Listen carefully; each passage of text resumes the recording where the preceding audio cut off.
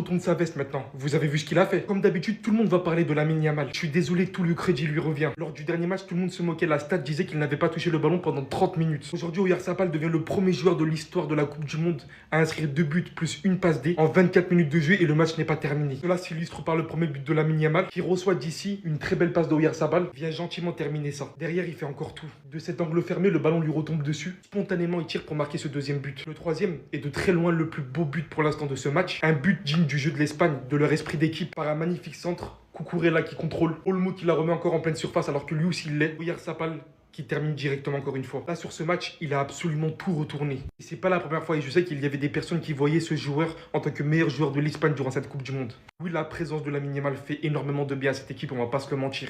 On voit tout de suite que dans les ailes c'est beaucoup plus fluide. Le niveau que ce mec affiche depuis un moment en sélection nationale, faut mettre beaucoup de respect dessus. Il est peut-être le meilleur joueur de l'Espagne à l'heure d'aujourd'hui les gars, et on le voit clairement dans cette première période. Aujourd'hui, vous n'avez aucune excuse. Déjà, le match nul contre le Cap-Vert, je l'ai encore ici. Mais on vous a trouvé des excuses. Il n'y a pas Yamal sur le terrain, le meilleur joueur du monde. Il a joué que 25 minutes et il était réduit. Aujourd'hui, il est titulaire. On est obligé de gagner pour pas compromettre notre première place de ce groupe. Alors, si on gagne pas contre l'Arabie Saoudite, vous allez m'entendre. Je vous le dis. La dernière fois, on a essayé d'atténuer parce qu'on est tombé sur la meilleure performance d'un gardien depuis le début de la Coupe du Monde avec le gardien de Curaçao cette nuit. Et j'espère que le gardien de l'Arabie aujourd'hui ne sera pas comme Vozinha. Mais même s'il est comme Vozinha la dernière fois, tu dois planter. On avait aussi l'excuse de la compo qui était pas cohérente, avec un ailier droit et un ailier gauche qui ont rien à voir avec ce poste-là normalement dans la vraie vie. Là, on a un ailier droit, c'est le meilleur au monde, et on a un ailier gauche, c'est un ailier gauche de formation. Donc là, il n'y a même pas l'excuse de la mauvaise compo. Écoute-moi bien, Pedri, ils ont voulu vanner ta performance contre le Cap-Vert alors que t'étais le meilleur espagnol sur le terrain, parce qu'ils regardent pas les matchs, ils regardent Flash Score. Alors aujourd'hui, contre l'Arabie, s'il te plaît, tu peux encore faire mieux. On part avec les 3 points et on leur fait fermer leur bouche. C'est comme ça que ça peut se passer. Monsieur Lamine Yamal, qui est le meilleur joueur du monde et qui est le plus grand communicant de l'histoire, a mis sa story. En général, ses stories, il les assume, il parle, il agit. Aujourd'hui, première titularisation de son histoire en Coupe du Monde, il va falloir agir. Et je sais qu'il en est capable, parce que c'est le meilleur joueur du monde. Le match contre le Cap-Vert m'a appris à être beaucoup plus humble. La dernière fois, j'ai dit les grands méchants arrivent, je sais pas quoi, truc, on va éteindre tout le monde. Là, je suis sur la défensive. Normalement, on gagne et j'espère, et vous avez intérêt, parce que sinon, dans tous les cas, je vais vous tomber dessus, mais on va pas parler trop tôt. S'il vous plaît, la compo est cohérente, Yamal est sur le rinté et nos 2 ailiers sont des ailiers de formation. Par pitié, allez prendre ces 3 points. Voilà. L'homme passe son temps ici à expliquer les choses aux gens. Mais les gens, ils n'écoutent pas. Je vous ai dit, ils ne portaient pas maillot blanc. Vous ne m'avez pas écouté. Les premiers mi-temps, ils ont mis dans 3. C'est ça, on dit, ils ont mis dans 3, 3. D'ici, le ballon va finir là. Ceux-là, de toute façon, moi, je les connais là. Allez, vous gagnez dans 5, 6. Ils sont capables de mettre dans, on va mettre dans 5, 5, 6, 7, 7. Ils sont capables, hein, ceux-là. Moi, des gens, on dit pays, hein. Ils ont ramené les joueurs de tout un club. Au plus, vous dites, j'ai dit que vous êtes là, faites attention. Non, il ne respecte pas les gens, Vous n'avez rien vu. Continuez sur ma. Ne m'écoutez pas. Hein. Quand vous dites ne portez pas maillot blanc, quand le seul maillot blanc qui peut gagner dans ça, c'est Allemagne sur moi. Vous ne m'écoutez pas. Allemagne aussi comme ça. Sinon, ceux-là. Hey, ne vous inquiétez pas. Même 5-6 balles sont dit dans ma maison là. Petit amusement là, tu en as fait là. Vous n'avez pas dit appeler lui là. Non, même pas. Vous avez compté sur votre petit frère. Les gars, le premier but de Lamine Yamal en Coupe du Monde, on vous l'a dit, s'il est titulaire, il va la faire. Lamine Yamal vient d'inscrire son premier but en Coupe du Monde et entre dans la liste fermée des plus jeunes joueurs de l'histoire du football à avoir marqué en Coupe du Monde. Rendez-vous compte qu'avec ce but inscrit, Lamine Yamal met fin à cette série de 299 minutes de l'Espagne sans marquer en Coupe du Monde. C'est lui le boss de l'Espagne, on vous le répète chaque fois. Rendez-vous compte qu'il a même dit avant de jouer ce match qu'il n'est pas encore à 100%. Voilà, il dit je ne suis pas encore prêt pour finir un match complet. C'est encore trop tôt. Mais les gars, cette équipe d'Espagne, sans Lamine, au fait, ça va aller nulle part. Actuellement, tout passe par lui. C'est lui le boss de l'Espagne à 18 ans. Et les gars, c'est la réalité. Rendez-vous compte que Lamine Yamal a marqué plus de buts en Coupe du Monde que Cristiano Ronaldo cette année. Au fait les gars, un petit rappel, c'est le plus grand favori au Ballon d'Or. Nous les gars, face à des blocs bas, c'est tellement le football. Franchement, je me demande comment il n'a pas commencé contre le Cap-Vert. De La Fuente, Dani Olmo face à des blocs bas comme ça entre les espaces. Qu'est-ce qu'il fait du bien? Qu'est-ce qu'il fait du bien? Aujourd'hui, tu as un but, une passe D, c'est incroyable.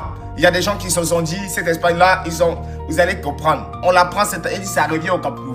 Ça revient au Camp Nou, c'est le début. Lamine Yamal, le facteur X de cette sélection espagnole qui vient ouvrir le score sur une super passe d'Oyarzabal, un centre à rater deuxième poteau et Lamine Yamal qui vient tacler pour le pousser au fond. Ça fait 1-0 et c'est signé Lamine Yamal. Go! J'espère que vous allez allumer vos télés. Parce que ce qui va se passer à 18 h entre l'Espagne et l'Arabie Saoudite, vous n'êtes pas prêts. Déjà, le meilleur joueur au monde, Lamine Yamal, n'en déplaise à certaines personnes, est titulaire. Même s'il va jouer 45 minutes, mais il est titulaire. En plus de ça, le meilleur milieu de terrain au monde, n'en déplaise à certaines personnes, surtout aux supporters de Magic System, alias Vitinha. Voilà, est titulaire et à mon avis, il va vraiment jouer à son poste cette fois-ci. Je pense que lui, de La Fuente, il a décidé de mettre tout le monde à son poste et il était temps. Il était temps. Je pense que ça sera un 4-2-3-1. Avec Pedri et Rodri en double pivot, exactement comme on le demande. Et Olmo en tant que numéro 10, exactement comme on le demande. Et devant Baïna, Oyarzabal et Lamine Yamal devant. Oyarzabal, s'il te plaît, nous prends pas le même match que tu as pondu lors de la première journée. S'il te plaît. S'il te plaît. Et derrière, les gars, c'est celui dans Cucurella, Laporta, Koubarsi, Pedro Porro, c'est ça. Et Unai Simon au goal. Les gars, je pense que l'Arabie Saoudite Ah, vous allez prendre cher, hein? Vous allez prendre cher parce que le petit Lamine Yamal, là, le petit génie, le meilleur joueur au monde, est titulaire. Et je pense que, voilà, il aura à cœur de remettre sa nation là où elle mérite d'être. Voilà.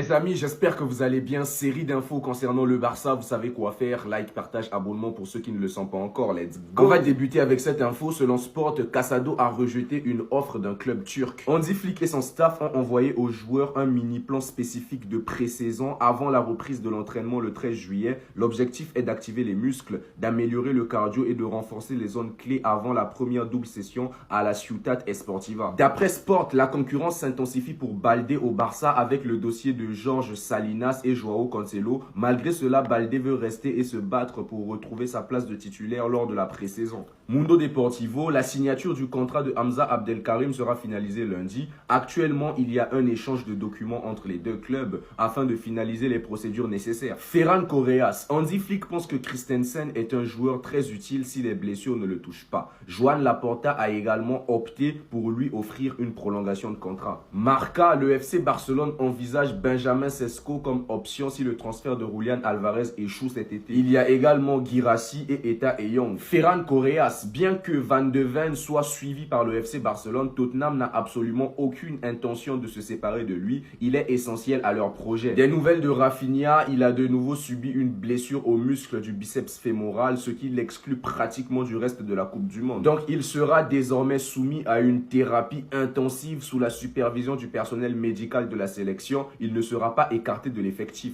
Mundo Deportivo, Dani Rodriguez quittera le FC Barcelone cet été. Malgré un an restant sur son contrat, le joueur a décidé de chercher un défi de plus haut niveau. Conscient que ses chances avec l'équipe première seront limitées, le Dinamo Zagreb figure parmi les clubs intéressés. Concernant Tony Fernandez, il se concentre pour l'instant pleinement sur le FC Barcelone et la pré-saison sous Hansi Flick. Il n'envisage pas de partir malgré l'intérêt des autres clubs.